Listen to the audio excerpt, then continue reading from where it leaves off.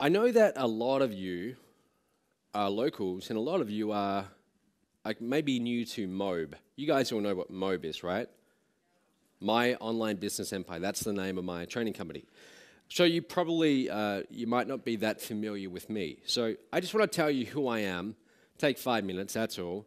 And just tell you a little bit about who I am and why am I qualified to be up here on stage teaching you guys? Why am I qualified to teach you how to make $100,000 over the next 12 months? So this is kind of where it all began for me. I don't know if you can see the dates here, but around July 2011, that's when I first started getting some momentum in my business. And in fact, it actually began way before this. I got started in 2008, but it took me a couple of years to start getting anywhere. Like I was just constantly putting in time. I was putting in the hours. I dropped out of university to do this full time. I was spending all of this money and I wasn't making much. But finally, around late 2011, I start getting some results. October 2011. I'll never forget that month. That was my first $15,000 month. And it's not much now, but like back then, that was like, wow, I can't believe, hey, this actually is working. Later on that year, in December, just 2 months later, we went up to $45,000. Okay, $45,000. And I remember that month clearly, Christmas, New Year's, and I'm working the business, and I'm thinking, hey, can I get to $50,000? I fell just short of it, got to $45,000. And now I thought, wow, now this is possible. Can I take this further? So the next month, January 2012, I really pushed hard. And that month, my goal was to do over $50,000. I thought, if I can cross that barrier, that's going to be awesome. We did $81,000 that month. Okay, and that just really blew my mind. And we kept on building from there. It went up and up and up. October 2012, a little bit over $300,000. Now we hover around somewhere around $500,000 per month in revenue. It probably sounds a little bit better than it is. I don't get to keep it all. But still, this is a business that started off as mere thoughts in my head. I created products and I started selling them through the internet. Okay? I tell you this because I want you to know, wherever you are right now, it's possible. Okay? It's possible for you to do this. So 24 months, $700 to over $500,000 per month. Think about that. If you actually work out the percentage growth, it's somewhere around like 50,000%. It grew very, very quickly. It was a very wild ride. And that's why I say there will be people in this audience. Who knows, maybe you won't be doing that much, $500,000 a month. Maybe you'll be doing a lot more. We never know. Somewhere among this crowd, there's going to be a few people who do very, very well over the next year. But for those of you who've been at this for a little while, you've been at this for over 6 months, over a year, and you keep on hearing about all of these results people are having, and people keep on telling you, hey, it's possible to make all of this money, but you're still not there. You're still struggling. You still sit down at your computer every day. You see 20 different emails from 20 different marketers. They're all doing the next launch, telling you to buy the next thing, and it's just not working.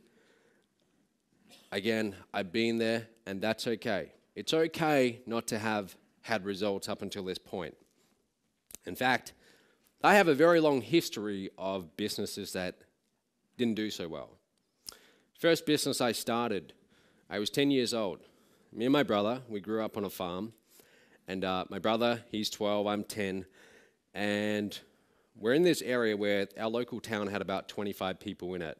Actually, no, then it had 50 people in it. That was the boom times. That was when it was like the population reached its peak. It had about 50 people in the town. And we lived out on a farm, a wheat and sheep farm.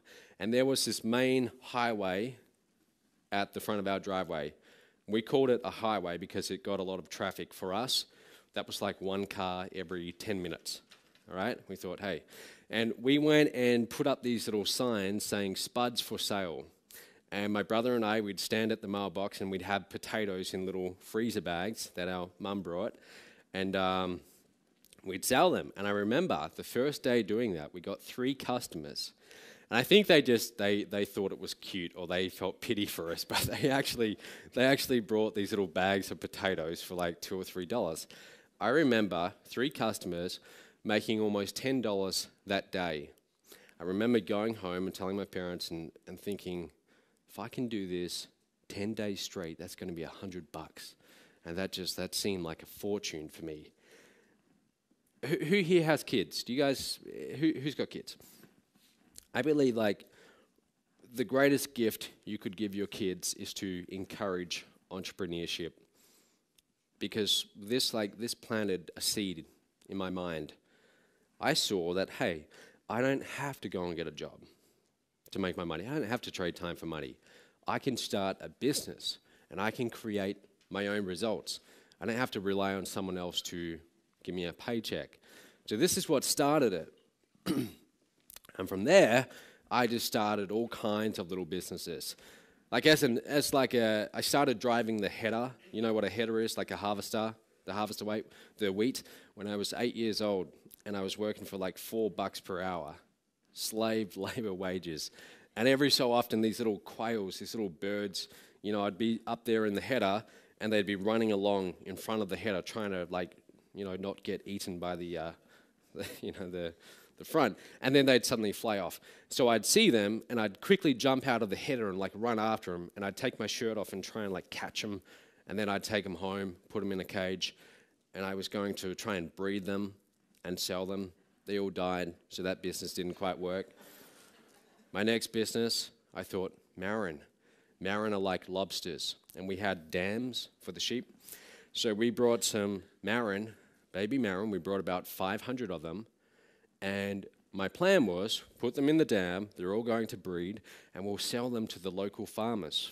They can eat them, they can breed them, whatever. They all died. It wasn't going so far. So far, all of my businesses, they kept dying. My next business, and do not judge me on this. Sometimes, the last time I spoke at an event and I mentioned this, it was like a very animal-loving event. Now, I love animals, but as a farm kid, this is what we would do for entertainment on a Friday or Saturday night. We'd go roo shooting, and I don't do it anymore, okay, just so you know. But I started this business trying to sell kangaroo furs.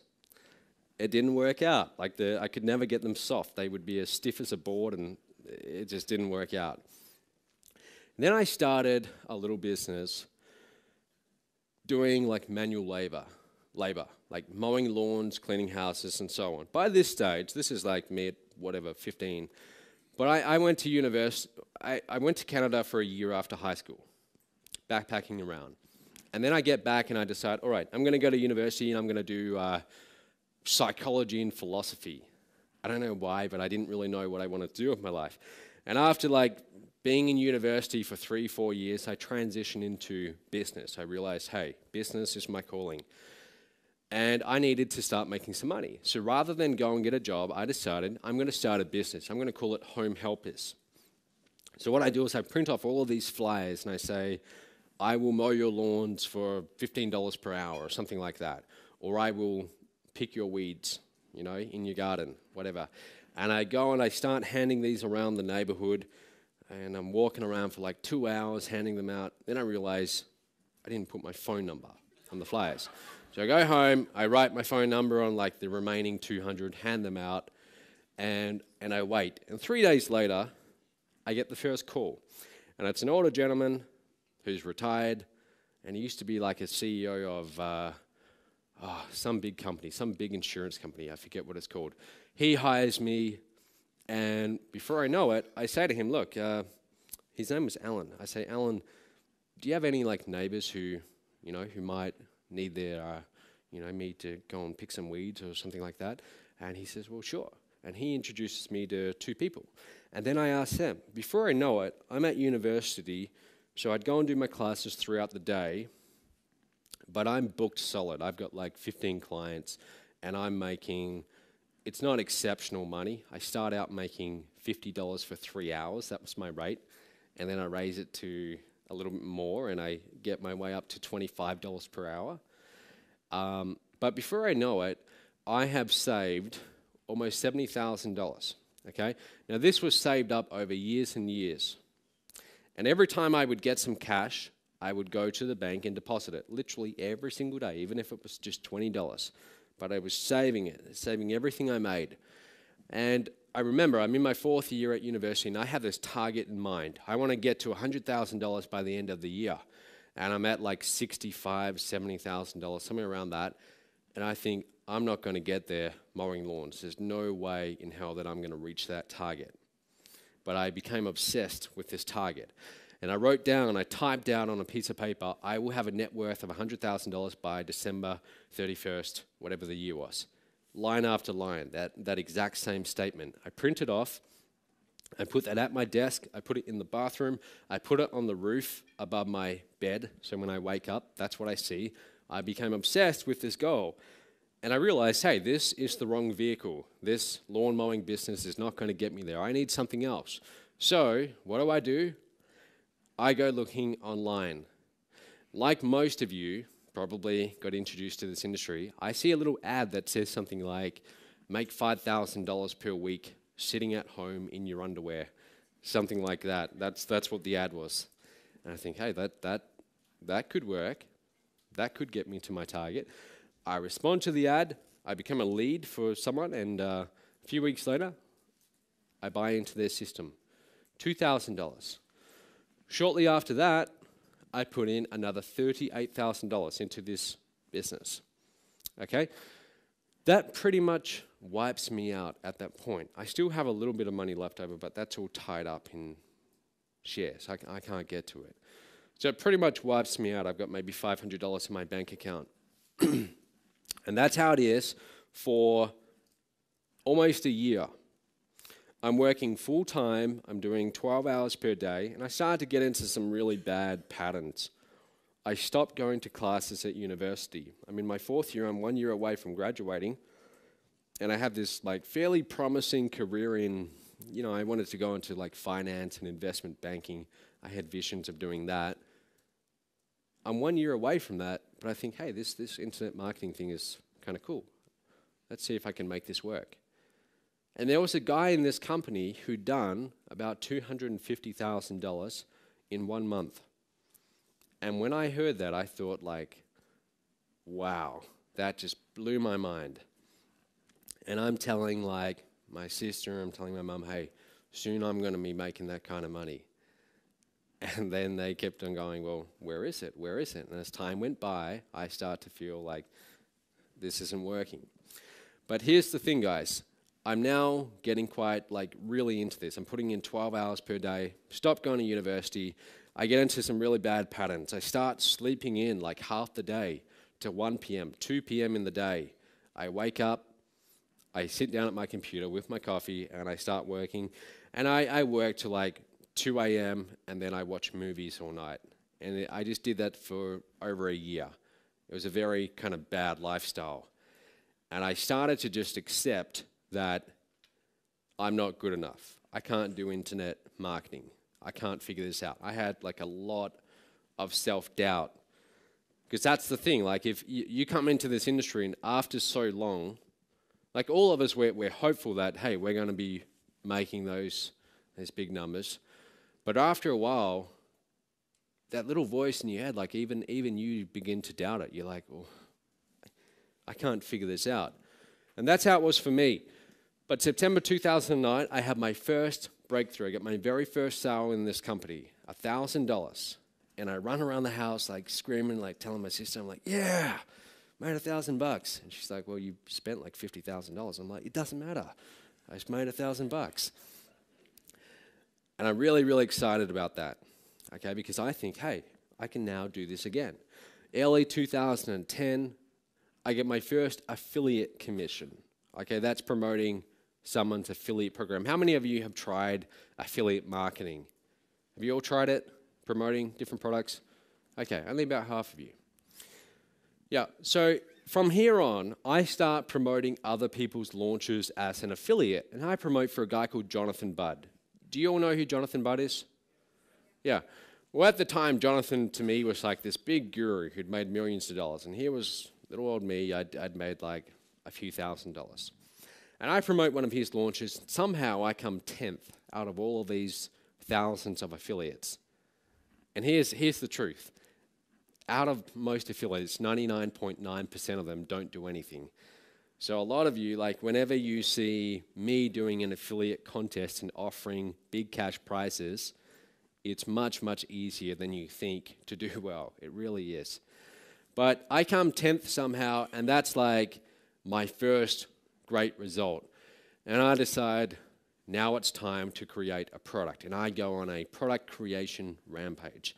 In about 4 months, I create 4 different products. I'd been wanting to create my first product for like almost 2 years up until this point, but I just didn't have the confidence or the self-belief to do it. But now I decided I'm going to get this done. I create my first one. I think, let's keep this momentum going. Let's create the next one, the second one on the second month, and so on. Before I know it, I've got 4 products. Who here has created a product before? Like maybe, I don't know, like 4, 5% of you at most. Those of you who haven't, tell me why. You think it's too hard? You don't know enough? $20? You want $20? Yeah. Yeah, exactly. I'll give that to you later. All right. So, I will give out the money soon. I will. In just 1 second. All right. So, creating products it's a big struggle in this industry. So what did I do? Well, I'll get to that in a second. Before I get to that though, now I start having some success, and I get invited to speak at my first internet marketing seminar in San Diego. I live in Perth, Australia, literally on the other side of the planet. I fly all the way to speak at this event because I see an opportunity here. I'm not getting paid for it. I'm not allowed to sell from the stage. I wouldn't know how to sell from the stage at that point. And I'm nervous as hell. Like for 3 months leading up to this, I was very nervous. Could barely sleep. And I'm practicing. I've got my little iPhone recorder every day. So when I drive to the office each day, I'm practicing my speech.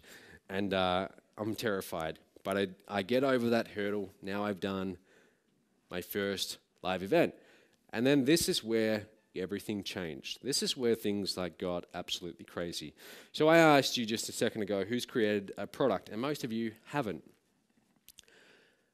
And I thought to myself, well, now that I've got products, what if I solve that problem for this market? What if I say to people, hey, look, you don't have to go and create products. You don't have to do all of that work. Instead, you can have mine, and if you sell them, I will pay you 90% commissions, meaning you get pretty much all the money. I'll keep 10% for merchant fees, for customer support, fulfillment, all of that stuff that you probably don't want to deal with anyway, but you get to keep 90% of the money. And I called this the MOBE License Rights Program. Again, MOBE, My Online Business Empire. License Rights Program, because that's what you were doing. You were licensing out these products. You were able to sell them and keep pretty much all the money. I didn't really know how well this would do, but it started doing pretty well. People actually started getting results. They started promoting these products and they started making money. And I'm like, wow, this is actually really working.